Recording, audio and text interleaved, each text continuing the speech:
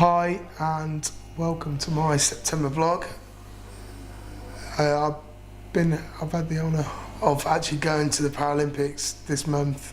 I thought it was an absolutely amazing spectacle and one that will help the foundation tremendously to raise awareness of disability, but also give young kids role models who are in wheelchairs, which is spot on. It's what we're all about, really. I've also become the patron of Choice Unlimited. Choice Unlimited is a charity which is almost like an advice bureau for disabled people. So they've got a place to turn and they can actually, they know exactly what they're entitled to, and they know where to turn to if they need some help with funding and moving forward with their lives, really. Very similar to what we do, and it's another thing that the Adamson Foundation can offer disabled people. I managed the Drogalite game at Hinkley Rugby Club at the Sausage and Cider Fest. I was a little bit worse for wear on the Monday morning after the Sunday that I went there. It was a good night, and I think they've raised some serious money for Hinkley Rugby Club, which is great. I've been on Rugby Hour, Radio Leicester. I love going on and seeing Martin Ballard and just telling them my points of view on the game and how we're going to do. Tigers have started pretty to form, really. They always start pretty slowly and tend to build as the season progresses. So I think we haven't seen the best from Leicester Tigers yet. It was great. It was unfortunate they lost against Quins, but I'm sure we'll perform better when we go back and play at the Stoop.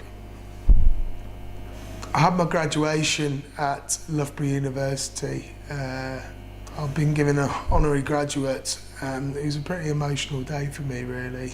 I looked absolutely ridiculous in the gown and the hat. I didn't actually wear the hat. I don't think it fit on my head, but it was a great day for me, and one that I was very proud of, and I think my mum and dad and my brother and sister hopefully were proud of me. Clive Woodward came along, who's a trustee and an ex-Loughborough student. I'm very grateful for Clive to take time out of his busy schedule to come and see me get my honorary graduate off the university, and I hope that my foundation and Loughborough University can forge stronger bond, and I can tell the students all about my story in the future, and we can work closely with Loughborough University on many different projects over a number of years.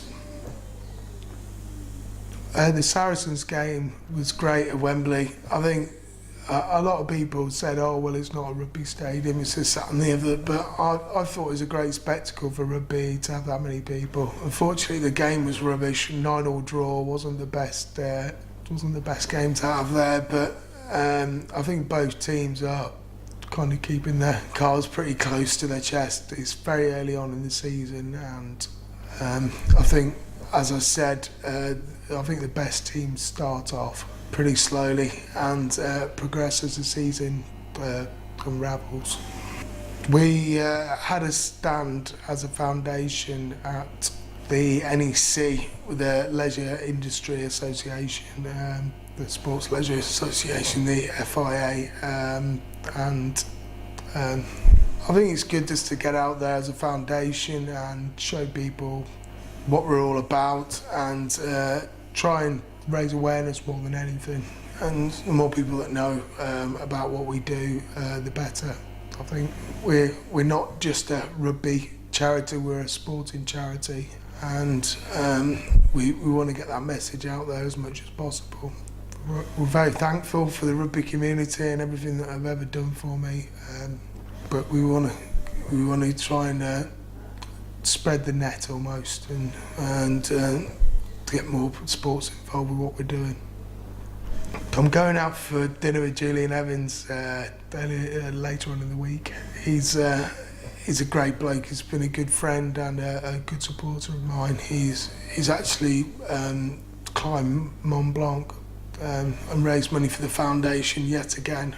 He's done various challenges before and raised thousands and thousands of pounds for the foundation. And the more people that do things like Julian, the better for the foundation. And it's a pretty special person, a guy who, you know, I'd actually say risks his life to do these challenges and raise money for the foundation. So thank you, Julian.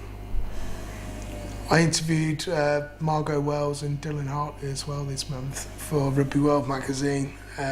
Watch out for those. Quite interesting, different points of view on the game, and especially from Margot. And I think Dylan Hartley obviously is Northampton captain, and I personally probably think future England captain. And he was an old enemy of mine, shall we say.